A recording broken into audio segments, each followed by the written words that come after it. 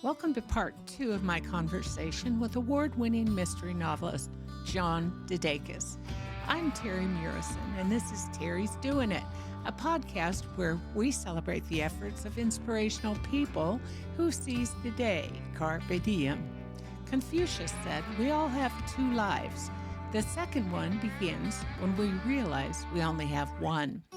That certainly describes where my friend John DeDakis lives these days. John's second life overtook him in 2013 when he retired to write full-time, and now his sixth book, Enemies Domestic, launches this summer. Here again is John. I kind of see St. Peter agreeing with you. that humanity, that shared humanity. So I think he would look at the first life. There's this great quote from Confucius that says, "We all have two lives, and the second begins when we realize we only have one." Ooh, Isn't that good? Yes. that's thought-provoking. It's Yes. definitely thought-provoking. Yes. And so I very much see your life as two, discovering that there's one. Yeah. And I want to make the shift now. And let's use your retirement as the point where that happened, although it probably was easing in earlier. But you retired in 2013. And since then, you've been an award-winning full-time writer. Yeah. You've also been a writing coach, a manuscript editor. You do writing workshops at literary centers and writers' conferences. You host a podcast, one-to-one, on YouTube, Facebook, and LinkedIn. So while you were no overnight success, this part of your life looks to be a success too. Oh man, I mean, I'm in the zone. It's like I'm doing everything that grows from what I'm able to do well and that I enjoy, and it's a way of connecting in a vital way with other people. And I'm a communicator. I'm a connector. So yeah, I mean, this is success. Um, and it's purposeful and meaningful. And I think really when you come right down to it, um, I mean, I've had some troubling conversations just recently with, a couple of friends who are fighting suicide, and it's hard. And I mean, my sister killed herself, so it's difficult to. You can't impose meaning and the desire to live for someone. All you can do is to be an ear and to try to offer encouragement, but we're free agents. Yep. And that is, I've found meaning, and all I can do is tell you what I've discovered, but it may be different for you, or there may be some principles that are that I've applied in my life that may be applicable for you as well. So it's a gift. It's a gift to be able to have meaning and purpose in one's life, and yet I really believe that each individual has that opportunity to find that purpose and meaning within themselves. It can be transcendent. It can be spiritual. I think that there's something transcendent and universal implanted in all of us. And it's just that there is so much going on around us. There's a lot of cacophony. We have our inner voices that are chattering at us. And if we can just get still enough, we can, I think, hear the direction we should go. That's right for us. And I would think that there was another dimension to this, because even as you were enmeshed in cacophony, you did 14 major revisions over 10 years of your first novel. Right. You were rejected nearly 40 times until you finally got an agent. Right. But you kept at it. Why? Well, I felt I had a pretty good story. It was getting better. And I think that there was just something in there that said, you can do this. That, there are there are hundreds of agents, and, if only 39 reject me, that's still a long way to go. And so I felt that I saw the progress. My wife was encouraging, other friends were encouraging, and when I say she was encouraging, she was also a truth teller, because there was a moment where she said, "Your manuscript is your mistress," and that got my attention. Yes. So I guess I guess the reason I kept going is that I felt that I felt I could do it. Yeah. So let's talk about the books. All right. You have soon to be 6 books about the same protagonist, Yeah. one Lark Chadwick. Right. Do you have to read the books in order? No, there are 5 of them. The 6th comes out in the summer of 2024, and I write as a woman. I mean, Lark is in her 20s. I'm neither, female or 20s anymore. Never been a female as far as I know in this life. And you don't have to read them in order. You can read them in order, and a lot of people like to, and that'll work fine. But if you picked it up, in the middle, you'd get a sense that something happened earlier, but you wouldn't know too much, and you'd know that we're going somewhere. But no, you Let, don't have to read them in order. let me go to her name. Lark is a really interesting name Yeah. for somebody who has experienced and continues to experience such deep trauma.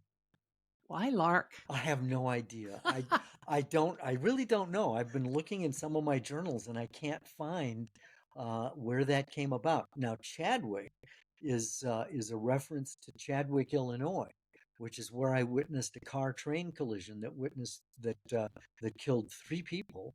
And so Fast Track is basically, it was sort of inspired by that event and my sister's suicide. And so I named Lark after Chadwick, Illinois. Um, but that's about it. Lark, I have no idea where that came Well, I don't want to get ahead of myself because we'll get back to that suicide with your sister Georgia and what you learned, which was fascinating. But we'll get to that. from. Okay. So she starts out in the early days of her career. And throughout the book so far, she's progressed. She's a White House correspondent. She's someone else entirely, I'm assuming, by book 6. Did you plan that out? Did it happen? It happened. I mean, it was hard enough, Terry, just to write one book. Yeah. And I, for the longest time, didn't even know what my genre was, until I took it to a book club that met in our neighborhood in Marietta, Georgia. And there were 20, I write as a woman, 25 women read the book and then let me sit in on their critique, which was daunting. Mm. And as I listened to them take the book apart, I realized I had 3 subplots that I didn't need. And if I extracted those, when I extracted those, the manuscript went from a 150,000 word mishmash to a 75,000 word mystery suspense novel. I didn't even Perfect. know what my genre was. Wow. And once I had that, and once I'd been with that novel for as long as I was, you begin to start thinking, oh, well, and this could happen and that could happen.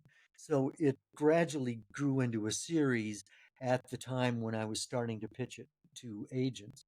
And that actually was fortuitous, because agents are not really interested in you if you're just going to be a one-hit wonder.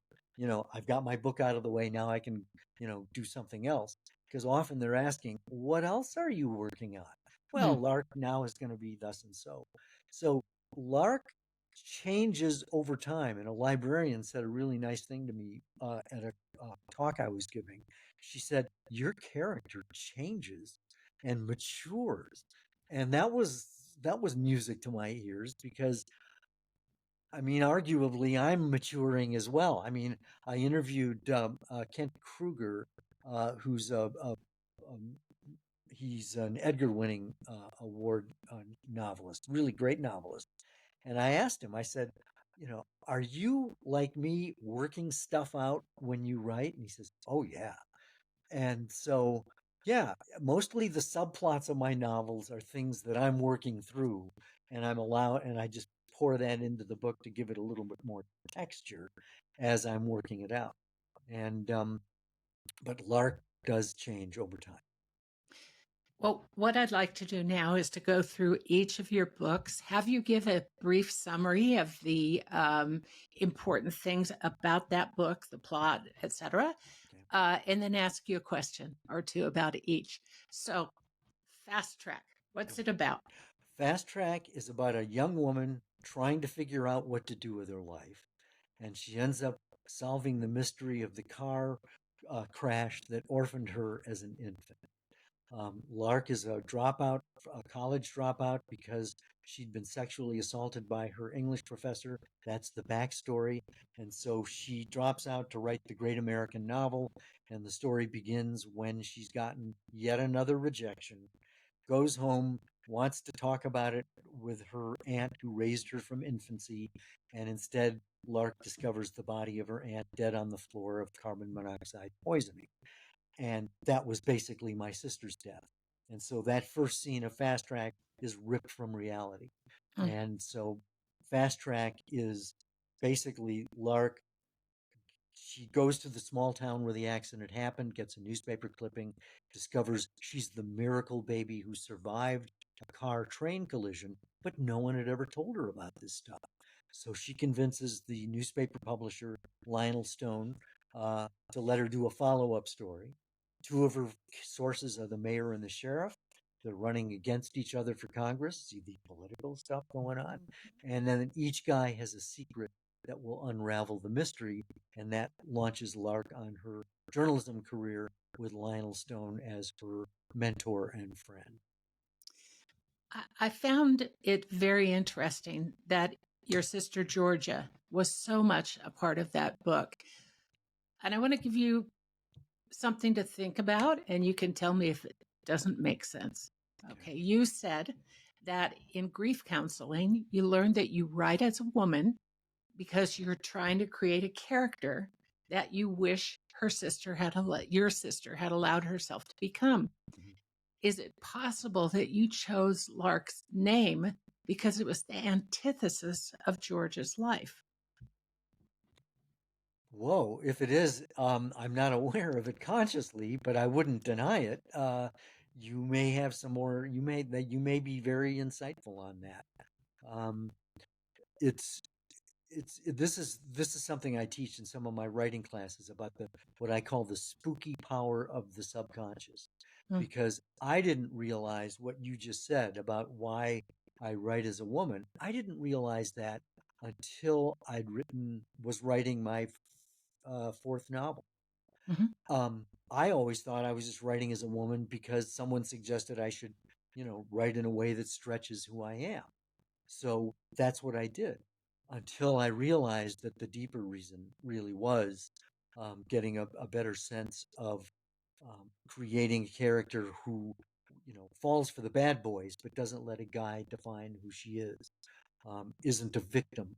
And, I think to a certain extent, Georgia allowed herself to be manipulated, and I think she had a low self esteem, yet she was brilliant. She had so much potential, but she allowed herself to, she sold herself short over and over and over again.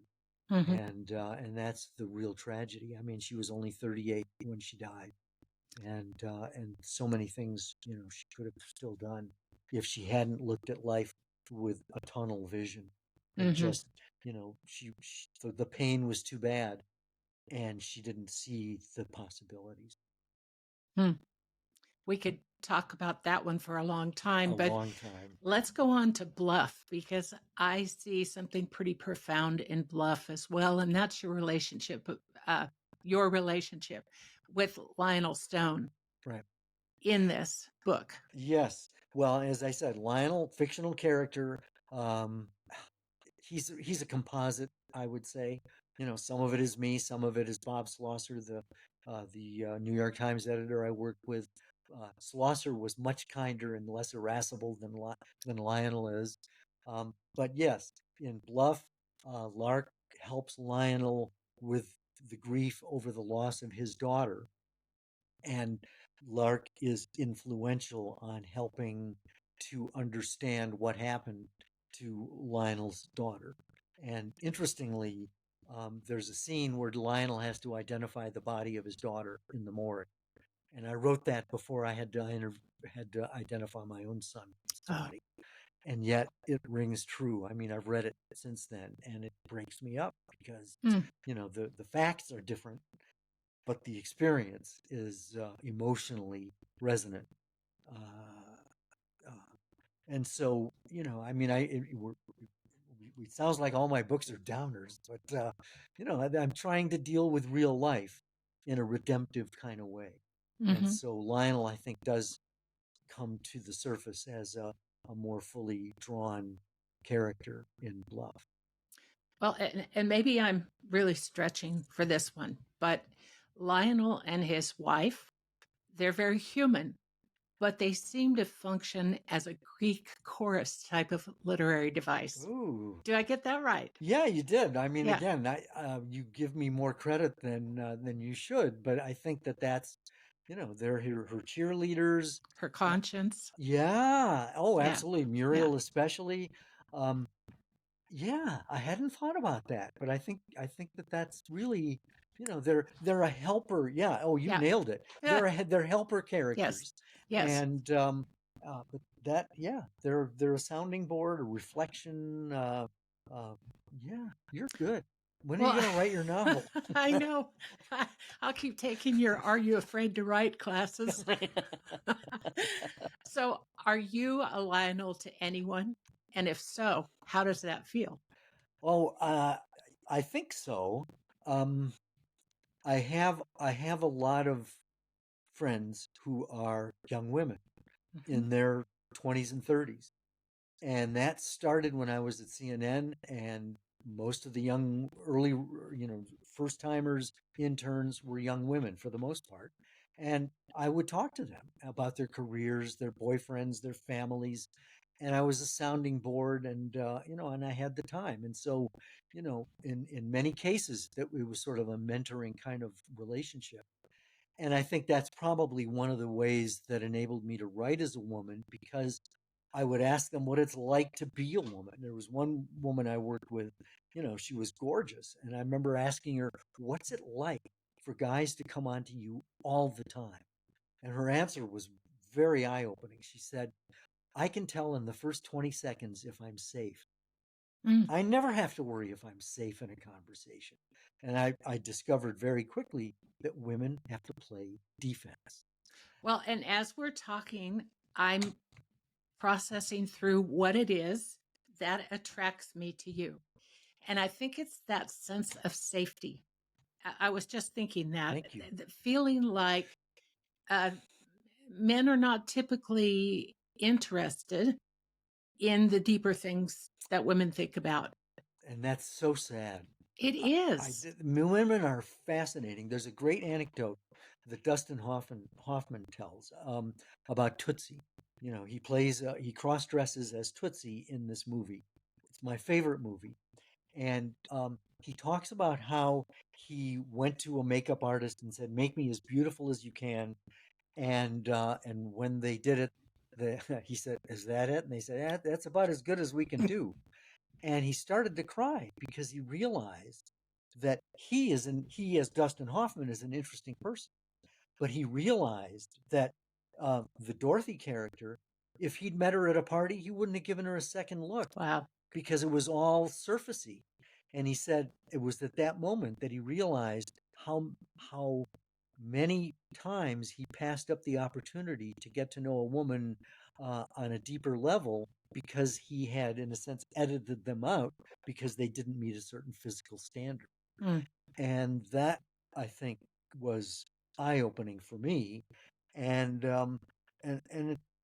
because I find that women are fascinating, and they're willing to be vulnerable. You can go deep. There's so much emotional nuance there. With guys, it's like, how about them Braves? Yeah. Yeah. I'm just not there. I mean, I do have guy friends I can go deep with, but women are fascinating, and men who don't recognize that are missing. There was a guy who took one of my classes. He said, and this is a quote, he said, "I do not understand women, therefore I don't write them." And I'm Hmm. thinking, dude, your books are probably really boring. Yeah. Yeah. Wow. Well, you should have been president.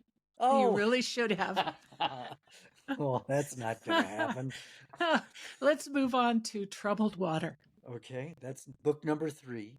That is. Um, Lark has been working at at a weekly newspaper run by Lionel Stone in South Central Wisconsin.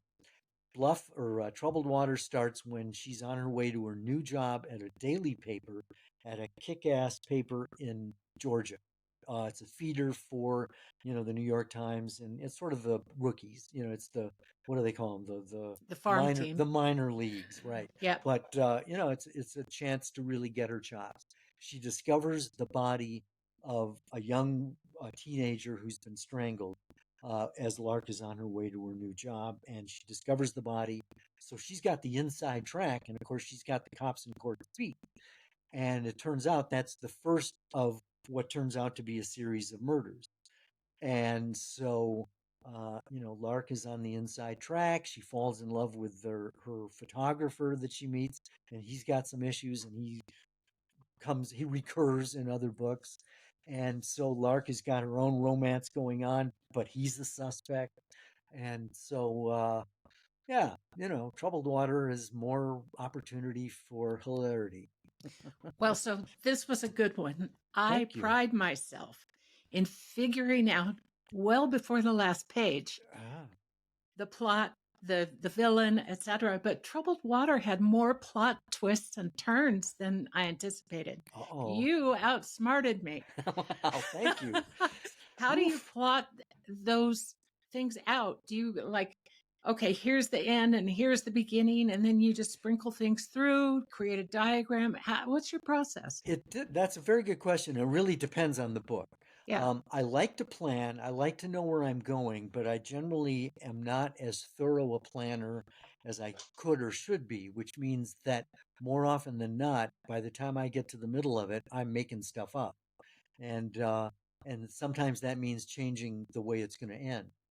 And can't remember which book it was. I think it was Bullet in the Chamber, which we'll get to.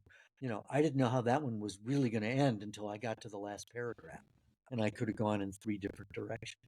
Um, I can't remember. It's been so long now that I've written Troubled Water. I can't remember exactly what my process was, but I generally have an idea of where it's going to go, how it's going to end, and I'm trying not to telegraph that too much.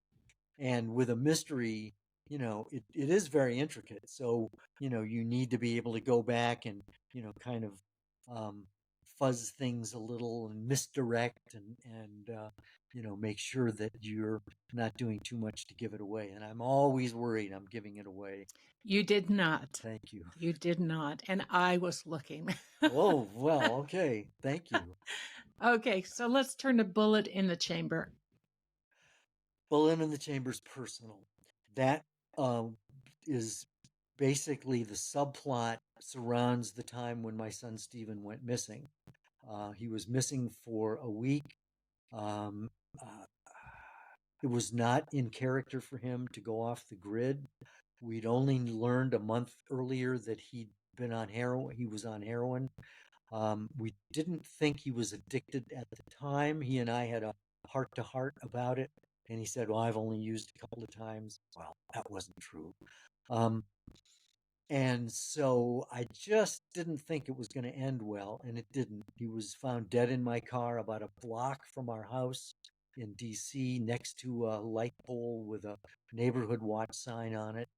And so, oh man, I started writing it maybe 8 months after he died, and it was way too soon. Some of those chapters, parts of those chapters still survive, but I went another 2 years before I revisited that. And I went through grief counseling.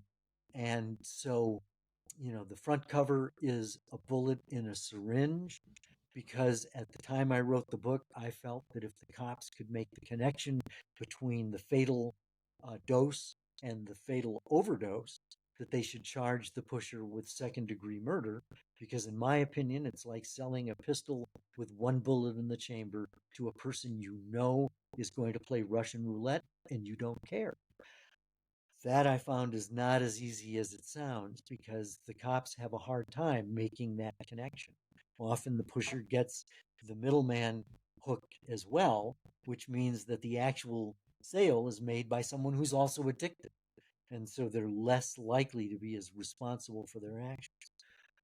But it still underlines the Russian roulette powerfulness of heroin addiction. And so a person close to Lark is addicted, dies of a heroin overdose. And so that is a subplot to a much bigger issue that's going on at the same time. And so, um, I write thrillers, I write political thrillers, and yet I'm also working through stuff which coincidentally it makes the story resonate, I think, on a more human level, because any any character has to have flaws.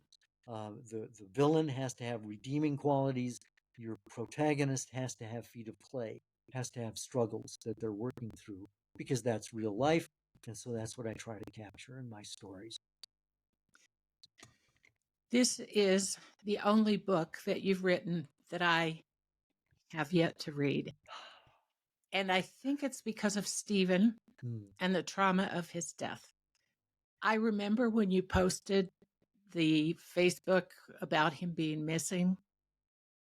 I remember how horrifying it was, and the way that your friends and fans outpoured compassion. I don't know, maybe it's too close for me. I mean, my wife hasn't read it. Really? Yeah, she probably never will, and that's okay. What kind of a guy was Stephen? That's a hard one. He had so much going for him. Probably the first thing he had going for him was a great sense of humor. He could imitate anyone just like that and nail it. He was a, a, a musician. He taught himself how to play drums, how to play guitar. He worked at a sound studio for a while, learned how to mix, how to do the mix for recording, bands that were recording. He was a food runner at a high-end restaurant in DC, and became so interested in what was going on in the kitchen that he convinced the chef to teach him how to cook. So he became a cook. I don't think he wanted to become a chef per se. At the end of his life, he was contemplating going into becoming a history teacher. He would have been a fun teacher. He was so much fun to be with.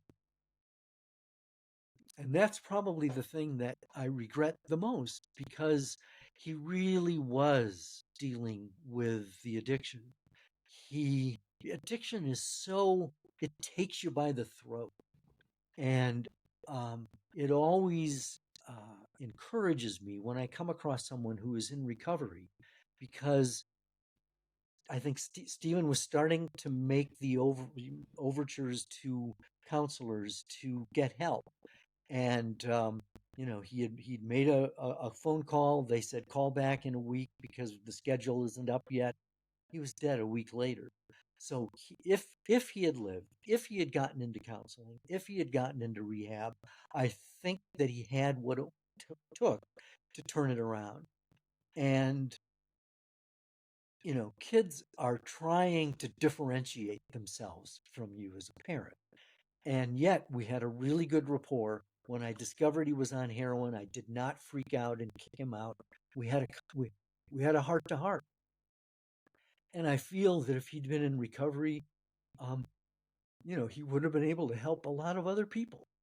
And we would have had some really he would have been one of those guys I would have been able to talk to on a deep level, because he had so much going for him. And he was only 22, way too young, way too young. And it didn't have to be. And I'll just say this one other thing, and I appreciate this opportunity to talk about him. His friends told me, he started on heroin by sniffing it, and he said, "I'll never do needles." It's so powerful. It's so powerful. And this was before fentanyl. Now it's so toxic that you just don't know what's out there. And it's life. I mean, I've done drugs. I did drugs when I was early 20s. Never heroin or LSD or anything like that. But life is so much more meaningful. I keep coming back to meaningful. It's so much more meaningful and full when you face it head on, realistically, even the bad stuff. Probably the best advice I ever got from a grief counselor was move toward the pain. Mm. And that's the advice I give writers. Move toward the pain, mind the pain, make sense of it, help others with the way you're addressing it. And so I feel that Stephen, if given a little more time, would have been able to do that. And I so appreciate people who are in recovery, who make that commitment to helping other people, turn their lives around. So thank you for this chance to talk about it. Sure, sure. Well, I think that maybe Lark's story doesn't lend itself to those messages. What do you mean? Well, I'm thinking about your memoir and what a great opportunity it is to go into the deeper lessons that there were from his life and from his death. Well, I am writing a memoir. I don't know if I you knew saw that. that. Yeah, it's Yes. gone through 5 drafts. Cindy read the fifth one, and we're still on speaking terms. So it's got a green light. It's going to go for another couple of drafts, I think, before it's ready for prime time. It's still too long. My beta readers have been giving really helpful feedback.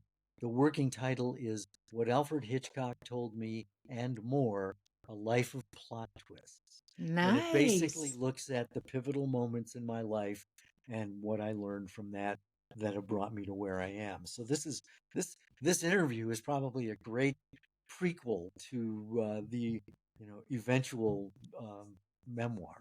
Well, I will read that one. And I think that's really exciting Thank you. to think that there will be that in his own words, that catalog of those plot twists. Yeah, There have been a lot of them. there have. Well, speaking of plot twists, your fifth book, Yes, Fake. fake. Oh man, is Oh my anybody listening? gosh. Is anybody Oh my there? gosh. Fake, I started to write in January of 2017 when Trump was elected because I was troubled by his comment that journalists are the enemies of the American people. That is so a lie. And I didn't write the book to become a Trump polemic, but I did. I mean, I'm a big believer in telling the truth. And fake news, Lark is a victim of fake news. And, lies have consequences. And that was really what I was trying to get at in creating Fake. And so Lark is a White House correspondent, as she is in Bullet in the Chamber. And, you know, um, the the person who's president in this book, he's sort of a Justin Trudeau like person. We meet him in troubled water when he's governor of Georgia, running for president, and so on. So some of the characters recur. This was the first book of the series that I read. Oh, And so you read them out of order. yes, I did. I And how started did that with go? And this. how did that Oh go my for you? gosh. It's I was okay. hooked. Okay. I was hooked with this book because, Helen Thomas and all this stuff I'd been watching for years. I wonder, at the time you wrote it, what year was that? Let's see, 2017. It was published in 2009. No, it was published in time for the 2020 presidential election. So it came out in 2019, I'm pretty sure. So, to an extent, the world that she moved in was both foreign and known to you. Was it Right. difficult to put her into that setting where you hadn't experienced it? Well, I I hadn't covered the White House since the '80s, the late '80s. So, I had to rely on some friends who are still there to, correct the record and make sure I got it right. Um, but it was fun to write. I saw it as an important story to write, and so it was not hard. It was, there are hard parts, to do, but emotionally not hard. Bullet in the Chamber, I cried the whole time I wrote Yeah. it. This one was, I was probably angry during most of the time I wrote it, and definitely the one that's coming out, I was angry, and it shows. Well, I think watching your Facebook posts over the years, And we're you still can friends. trace that. No, because I was to an extent going right along with you, although Yeah, quietly, yeah. because I was still a Republican, which I no longer am. Oh Uh, my.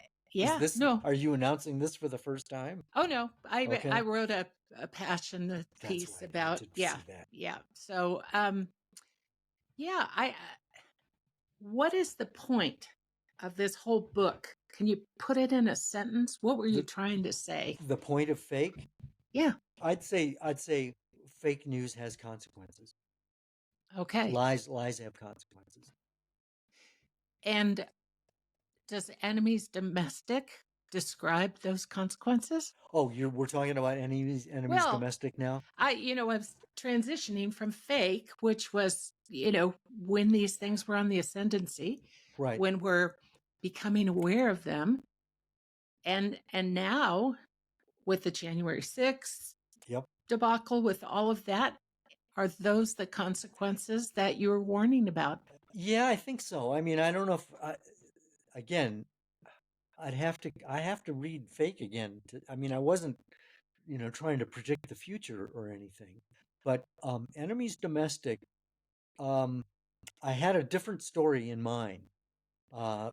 Enemies Domestic takes place about 6 months after Fake ends, Mm. and yet and yet it comes out 4 years later. It's like I'm writing a book every 4 years. Every election cycle, I'm coming out with a new book. It seems like.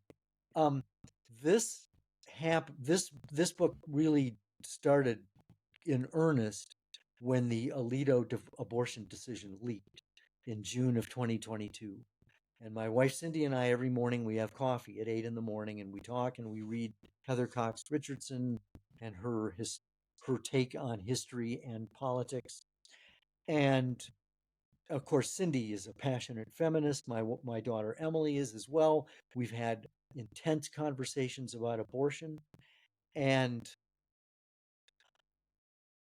it seemed that the Lark needed to be existing in a post-Roe era. And of course, Enemies Domestic begins when she's pregnant and she's White House press secretary. And it's her first day on the job. And the first question that she's asked comes from a Tucker Carlson type who asks, "Are you or are you not planning to abort your unborn child?" And so now she's ambivalent about becoming a mother, but now she's got to make this decision in a fishbowl. And so the book is how she's wrestling with this as other stuff is going on as well. And I'm not going to go into too much detail about that, but the title is taken from the oath of office that you probably had to take as well, of being willing, are you going to defend the Constitution against all enemies, foreign Foreign and domestic. and domestic? Yeah. Well, it's not until January 6th that some of us realized, there are domestic enemies. And Trump is calling them patriots Mm. because they were trying to overturn the government. And so this election coming up is really an election that will determine, are we going to go toward a sustaining democracy, or are we going to go toward the illiberal democracy of, Hungary? Are we going to go toward authoritarianism? Because that's where Trump and his people are going to take us. Well, to me, it's very interesting because in her journey so far, she's been fairly successful at hanging on to a just the facts, ma'am kind of reality in her journalism. Right. So with this book, She's gone over to the dark side. She's going to the dark side. She's Ask White House Ronald press Reagan, right? secretary now. Yeah. Yeah, she is definitely out there. And so, and I think I know the question to this, or the answer to this question. I wondered if this was the point where she would step over the line. But from what you're telling me, she's already stepped over the line by becoming press secretary. Well, she struggles with this. She does not like this. I mean, the very first line in the book is, "This is a dumb idea." Yeah, And she's standing next to the president, who is introducing her to the press corps. And of course, they all know her, but they're now, and he's introducing her as his press secretary. But she's thinking, this is stupid. I shouldn't be doing this. She told the president when he tried to, when he wanted her to do the job, she said, "Mr. President, this is a dumb idea." And so she struggles with that right from the beginning. And but she still has her personal integrity, but it's under assault. And she she has anger issues that are prevalent in Fast Track, that she has to a certain extent gotten under control. But now this terrible situation that she's in, and that it isn't just being press secretary, it's the stuff that happens around it, is reigniting the anger, which is not her friend. She feels good when she goes off on somebody, but it only makes matters worse. So she's, in a sense, her own worst enemy. And so it's a struggle, but we struggle with ourselves all the time, I think, and it intensifies when the pressures, external pressures, whether it's politics or family or health or whatever it is, that can bring us to breaking points. sure. And so that's what's going on in Enemies Domestic, I think. Well, I think it's going to be fascinating. I have watched your religious and political evolution over the years, and it seems like this very much gives voice to a lot of the questions that we've grappled with. And I wonder, aside from being a watchman on the wall, what's the point that you're trying to make with this book, and why is it so timely? Well, I'm the danger for a novelist is to be preachy. And I really have, I feel, I've read it several times now because we're going through the galleys. And I really feel I'm treating the abortion issue fairly, because it's a nuanced, personal issue. And I've been on both sides of it myself. But I'm a guy, I mean, it doesn't really affect me. And of course, my wife and my daughter have had very direct conversations with me as well. So I feel that no matter where you are on the abortion issue, you're going to feel as if your position is fairly represented, because Lark is working it as if it's a story. How do I make my decision? It means you got to talk to people who have given up their child for adoption, or you know been raped, or whatever the issue is. They can't conceive and they need to adopt. I mean, any number of factors along the way, health issues. So Lark is in contact with those kinds of people as she is struggling to make up her own mind. But the backdrop is QAnon, white Christian nationalism, all the stuff that we're dealing with right now, delusional thinking, mental illness, which I think is permeating our politics and our society. I mean, these mass shootings are not done by rational people, and it's not news anymore. It's a daily occurrence. Mass shootings are. And something has got to be done to address these things. And I think my message, if there is a message, is we need to talk to each other. We need to bring stability and civility back to the public square. And I don't know. I mean, the critics will tell me if I've succeeded or not, and the readers will. But it's an issue I feel passionately about, and yet I can't make a difference other than just putting it out there, hoping that we can, find common ground, at least on a human level. I used to have a firmly held belief in the world of policy making. An idea needs to be floated 3 times before people really grab onto it. Ah, So perhaps your place is putting it out there and putting it out there. I think so. I think so. And then I can't be responsible for the results. I mean, Correct. I've written from a personal experience. I've written from a character I know very well. She's a lot like me, um, and that's all I can do.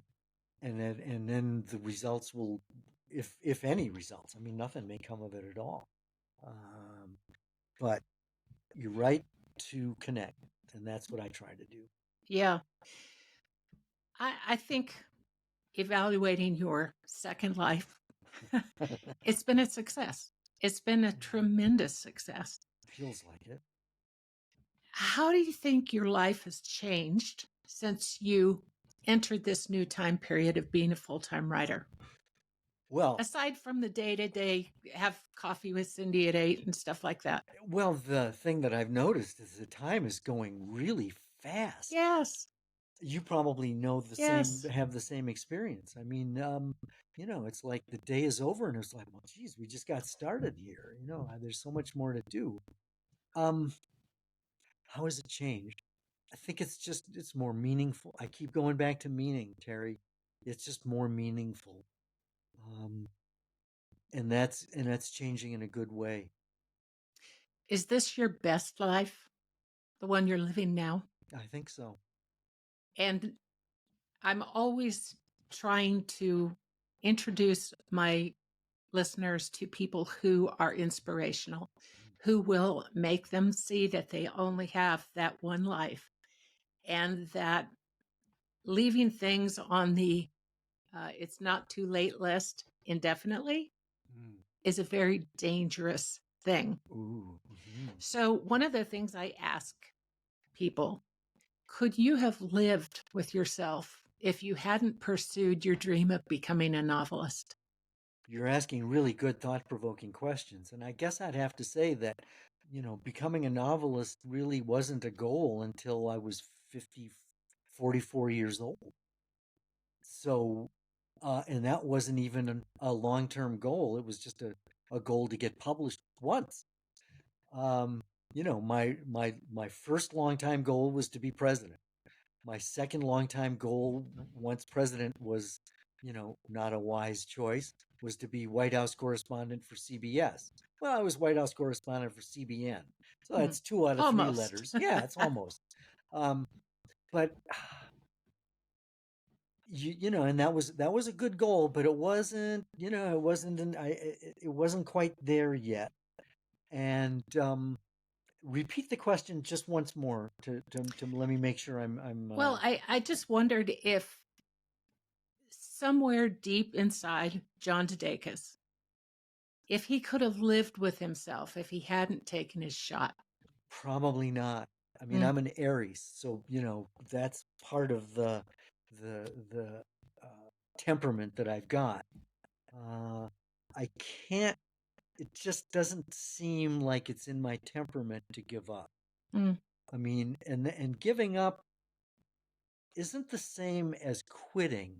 It's um, sometimes you need to redirect your path, and I've done that, and so I think I'll just say this one thing: people that I've talked to often are at a crossroads, deciding whether to end a relationship or to move or something like that, and all kinds of emotions come to the fore.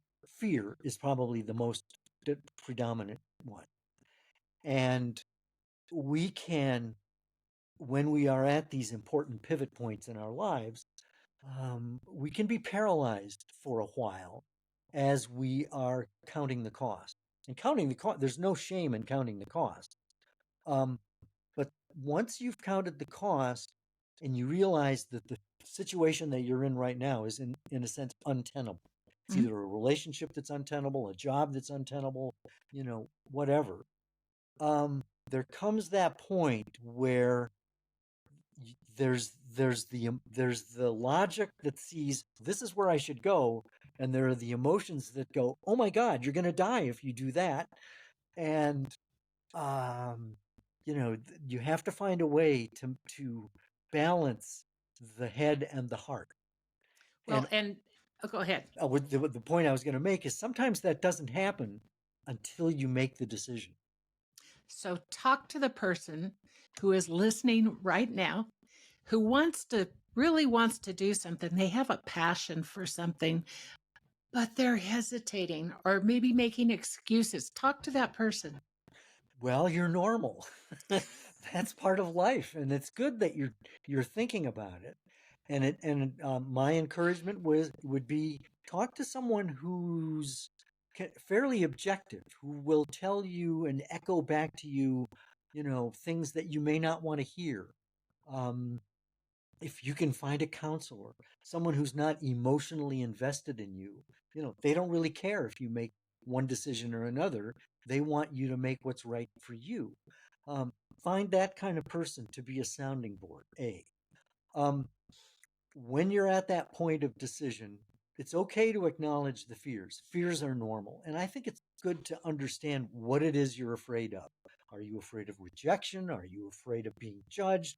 Are you afraid of being seen as a quitter? Whatever it is, write that down. Because I think it's important to articulate and recognize what the fear is.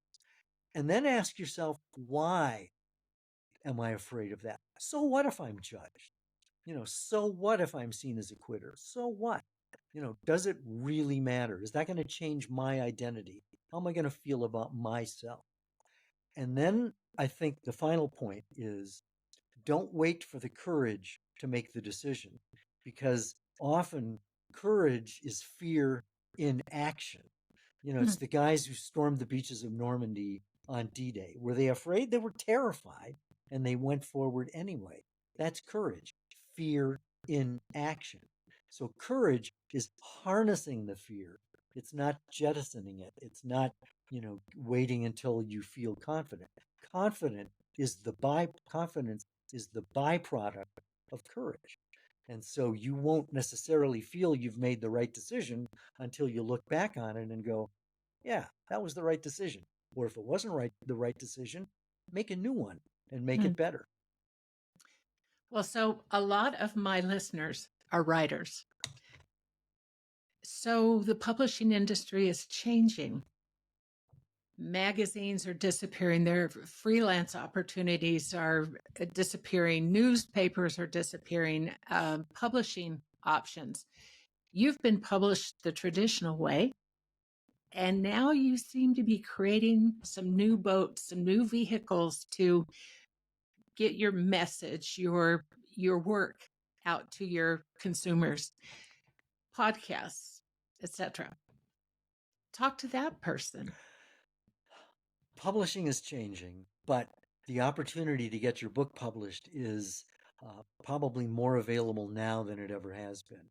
Really? Oh, sure, because of self-publishing. Mm. You can still get your book out there. It may not be as good. It needs to go through, editing and all of that. But it is possible, to get your writing out there. Substack is probably a great platform, and you can monetize it. And I'm wearing my Blackbird Writers T-shirt because the Blackbird Writers, Tracy Phillips in Madison, Wisconsin, founded it as a way of encouraging writers.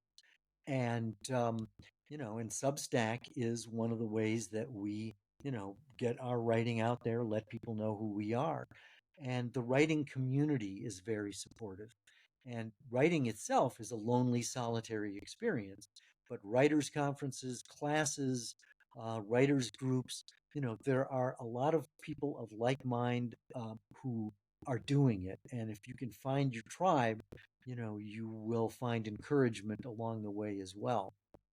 So I think that there are tremendous opportunities now, even as the landscape changes and evolves. That's interesting. I don't often hear that perspective I hang out with a lot of writers who are not as published as they would like to be. They're not in the New York Times. They're not, I'm not in the New York Times either. yeah. Um, we're almost done. Is there anything that you wish I had asked you that I didn't? It's your one shot, DeDakis. Oh man. I Ask me how I met my wife. How did you meet Cindy? I've never met her, but I feel like I know her. Yeah, well, she's not shy, but she is an introvert. And it took me 40 years to realize that because she talks to me. But I joined the church choir just to get involved, and she became the new choir director. And 6 months later, we were engaged. We were both 27.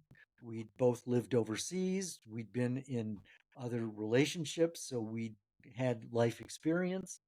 And I never had a second thought about marrying her.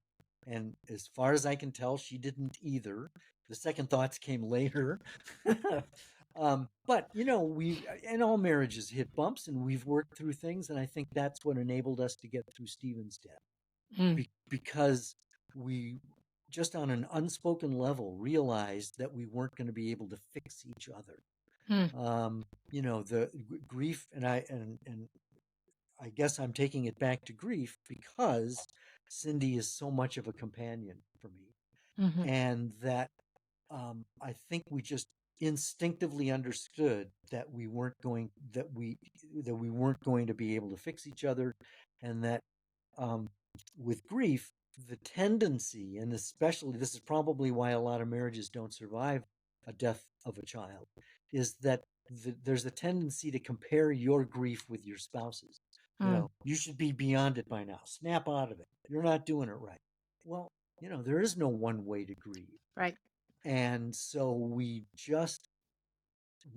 learned to give each other space. We've been there for each other when that was necessary, but we've also given space as well. And there's just so much I can say.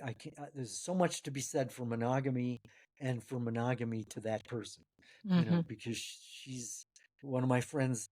Just sent me an email. Say hi to Cindy for me. She's deep. Yeah. And she is.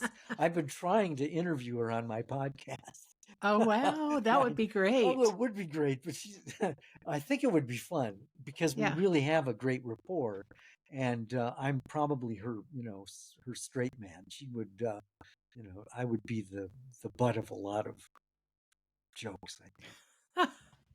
Well, you rightfully have called yourself a connector. You have a deep connection with everybody in your personal life, with your fans, with me on Facebook, and I really appreciate that about you. All of that said, I appreciate you because we met on Facebook. We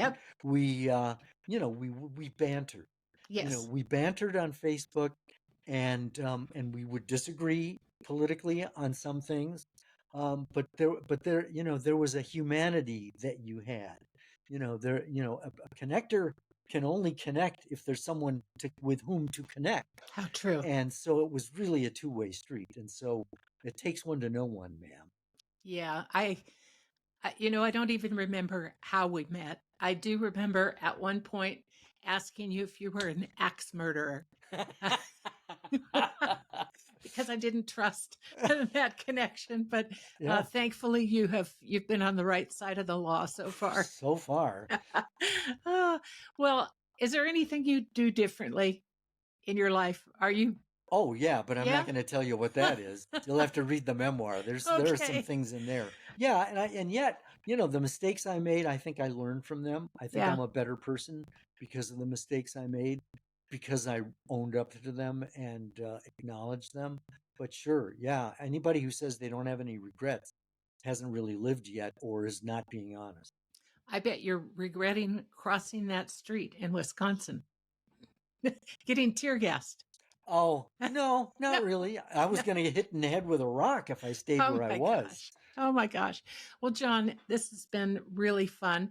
If Same someone here. wants to follow your career, if they want to listen to your podcast, give us the various places that they can do that. Well, let's see. You see my name on the screen. My name is John, John, DeDakis, Dedakis.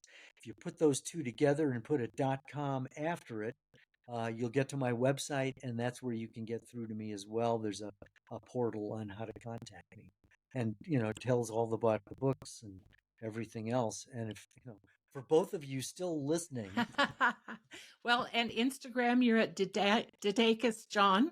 I guess so. I Twitter, you're at John DeDakis. And it's what are you on LinkedIn?